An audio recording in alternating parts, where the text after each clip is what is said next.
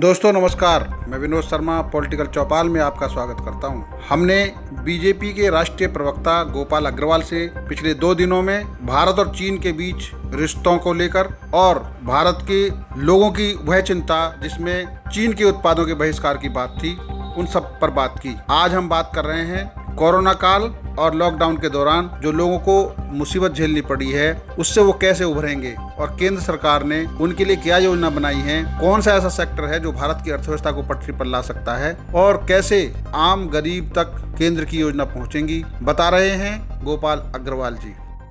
आज आम आदमी के जीवन में लॉकडाउन के बाद चुनौतियाँ बहुत हैं। नौकरी पेशे वाले लोगों की नौकरियाँ छूट रही हैं, जो इंडस्ट्री है उनमें कारोबार नहीं है क्योंकि उनका परचेजिंग पावर लोगों की जेब में नहीं है, बाजार पर भी उसका असर पड़ रहा है। तो ऐसी चुनौतियों से निपटने के लिए पार्टी और केंद्र सरकार की क्या नीति है जो आम आदमी को राहत देगी? देखिए, सबसे बड़ी बात है कि ये जो कोविड की क्राइसिस हुई है, कोरोना ने बहुत बड़ी त्रासदी की है। इसने अर्थव्यवस्था को, भारत की क्या विश्व की अर्थव्यवस्था को बहुत बड़ा धक्का डाला है और हम लोग कोशिश कर रहे हैं कि अनलॉक 2 के बाद अपनी अर्थव्यवस्था को वापस पटरी पे लाए। और उस अर्थव्यवस्था को पटरी में लाने के लिए सबसे महत्वपूर्ण योगदान अगर कोई दे सकता है तो वो मैन्युफैक्चरिंग सेक्टर और एमएसएमई, छोटे मीडियम लघु उद्योग दे सकते हैं।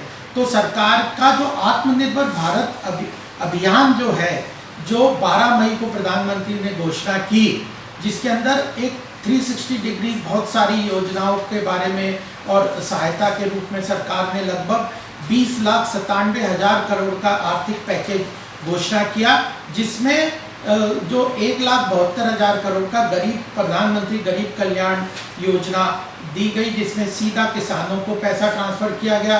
मनरेगा के तहत उनको अधिक राशि दी गई, उज्ज्वला के तहत उनको राशि दी गई और उसके बाद 1,72,000 करोड़ की सीधी राशि की सहायता के बाद फिर सरकार ने जो वन राशन वन नेशन के रूप में बिना राशन कार्ड के भी पूरे 80 करोड़ देश की जनसंख्या को सीधा राशन पहुंचाने का योजना की, जिसके अंदर भी केंद्र सरकार ने सारा पैसा लगाया और पहले 60,000 करोड़ का तब प्रावधान किया था और अब उसको एक्सटेंड कर दिया 90 नवंबर तक, जिसमें 90,000 करोड़ सरकार और पैसा देगी।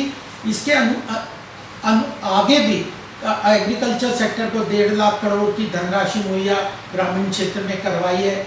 एमएसएमई सेक्टर के लिए 3,10,000 करोड़ की धनराशि मुहैया करवाई है और 1.5 लाख करोड़ की धनराशि एनबीएफसी सेक्टर को दी है।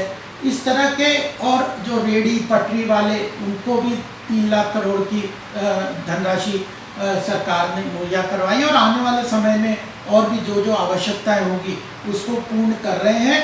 सीधे धनराशि गरीबों के खाते में पहुँचे, यह सरकार पूरी तरह से सुनिश्चित कर रही है जनधन अकाउंट के तहत। और इतनी बड़ी धनराशि अगर ग्रामीण क्षेत्र में पहुंच रही है और ये जो प्रवासी मजदूर हैं, ये लोग जो वापस जा रहे हैं, उनके लिए रोजगार की व्यवस्था भी केंद्र सरकार और प्रदेश सरकार उसी जहां पे वो रहते हैं उस गांव में कर रही है। और यूपी ने इसमें बहुत बड़ी पहल की है योगी जी के नेतृत्व में कि उन मजदूर, जो प्रवासी मजदूर अपने घर वापस जाते तो उनको वहीं पे रोजगार मिले, उनकी स्किल मैपिंग वगैरह का काम कर रहे हैं। इन सब से हमारी अर्थव्यवस्था को वापस सुचारू रूप से आगे ले जाने में सहायता मिलेगी। सीधे धनराशि भी सरकार सब लोगों को मुहैया करवा रही है। आपको यह कार्यक्रम कैसा लगा आप हमें बताइए, शेयर करिए, लाइक करिए, सब्सक्राइब करिए, देखते रहिए पॉलिटिकल चौपाल। धन्यवाद।